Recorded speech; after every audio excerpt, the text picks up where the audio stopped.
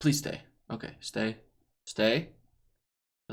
As y'all know, I love Two-Headed Giant, so as a supplemental video to my pre-release video, I like to do one specific to Two-Headed Giant and how some of the cards may be changed while looking at them through the lens while evaluate.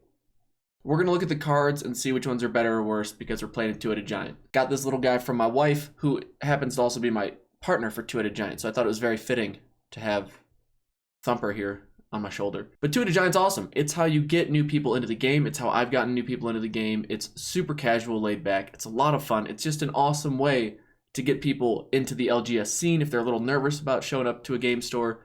It's all right. We got a pillow right here, so he's landing.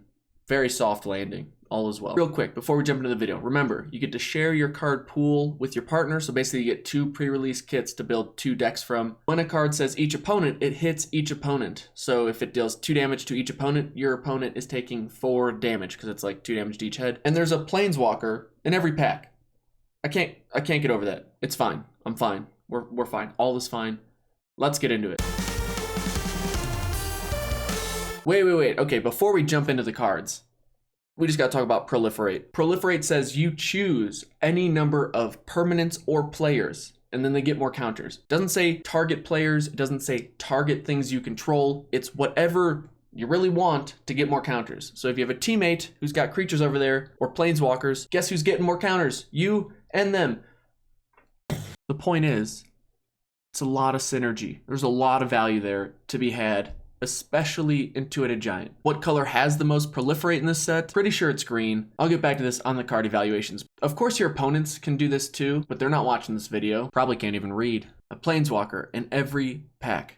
Jeez, oh, Pete's, people. And now let's jump into the cards that are going to get either better or worse because of it being Two-Headed Giant. Bond of Discipline I see as being a bit better because it taps all opponents' creatures, so you and your teammate can now swing life away, take out their planeswalkers, or just close out a game. Makeshift Battalion can attack with you or your teammate's creatures to get that +1/+1 counter added onto it. And then there's the classic Trusted Pegasus, where you can put your teammate's monster creature on its back as well, because you're clearly going to be the one that carries your team to victory, and this card lets you quite literally do that. For blue, there's a few cards to mention. Kasmina is just awesome in general, but her static ability also makes sure that either of your opponents can't target your stuff, so at least your half the board is safe. Narset is pretty average when it comes to the uncommon planeswalkers, but it does say each opponent can't draw more than 1 card each turn. If your opponents are thinking it'll be a slower format and they can jam in more card draw effects, she can really shut that down.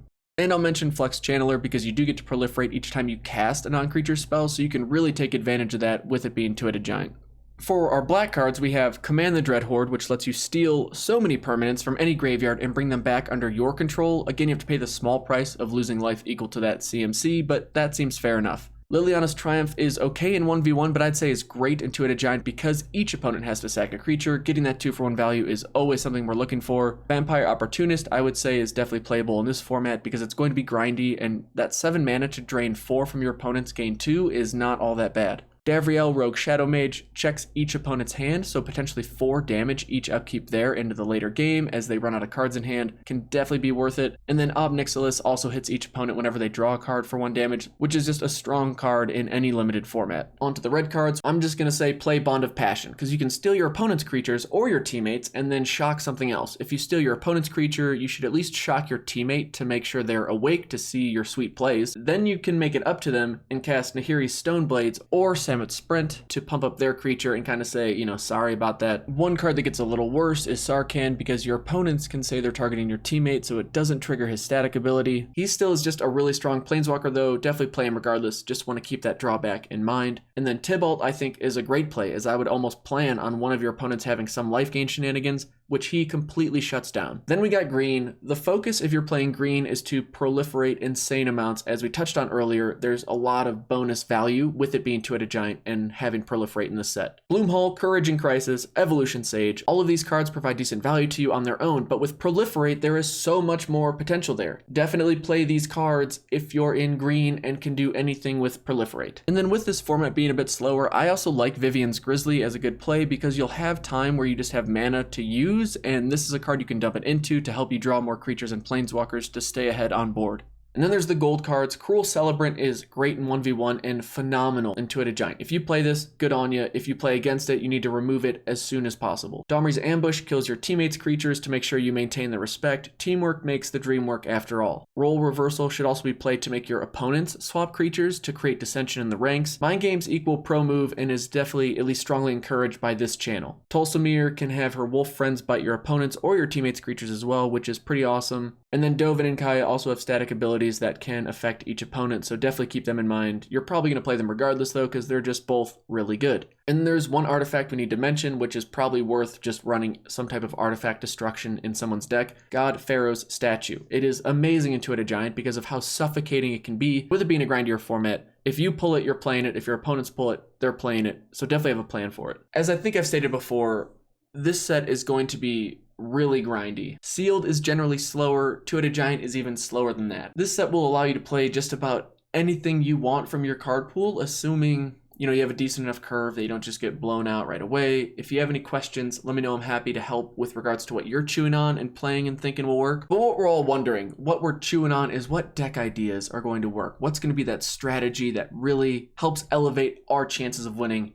to the next level? I'll just start by saying someone needs to play green because of how much Proliferate is in the set and just how much synergy value there is. Someone is definitely going to be playing green. And if it's a slower set, I think green having some trample in it is also super valuable in the set, especially when you're dealing with annoying amass tokens and just wanting to get your opponent's planeswalkers off the board. My top picks for at least one player is going to be green, red, and Gruul because there's a lot of synergy there. There's a lot of the ability to have removal for your opponent's creatures early on and then take advantage of a clear board while you play your huge big bodies from the green side. There's also some synergy, especially in red, for having a creature with 4 power or more, and that comes more often in green just because they have more bigger creatures than the other 4 colors. Green and white also seems really nice because white has multiple ways to put counters on things, which you can then proliferate later on with green. So there's my thoughts on just one player being red or green, red or white, generally speaking. Of course, depending on what cards you pull, especially the gold cards you pull, those could definitely push you in one direction or another. And then the other deck, I would expect to see something black or bluish. Typically, you have someone playing blue in a Two-Headed Giant team because there's just always a need for control and the ability to interact and have some type of instant responses, which blue offers a lot of, as does black. There's a lot of removal.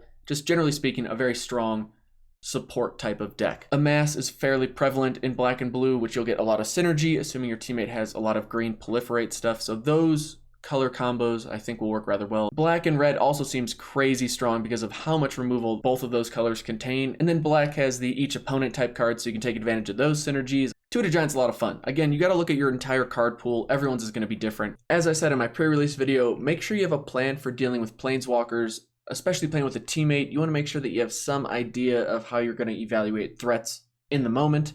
Don't say something super obvious like, don't worry, I can totally kill that thing right there, nothing to worry about. There's a lot of variables to consider, so you gotta have some, learn sign language before the tournament. That's probably the best advice I can offer for this set because of how much is gonna be going on in every game. Sign language, go for it.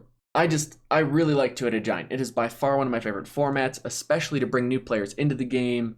And if they're a little uneasy about coming to a store or trying paper magic, it's just great. It's so good. And you get to build from a bigger card pool, so you can throw 5 color fun stuff together a little bit easier. You can play all the cool cards that you pull. It's good for all people involved. Best of luck at your pre-release if you're going to one. Again, if you have any questions, happy to help with that. If you enjoyed the video, I'd really appreciate you subscribing. If you're getting a lot of value out of it, I'd really appreciate you checking out my Patreon. Even at the $1 a month tier, it makes a huge difference, honestly, and there's sweet rewards at every tier. I think so. So thank you so much for watching. We'll see you in the next video.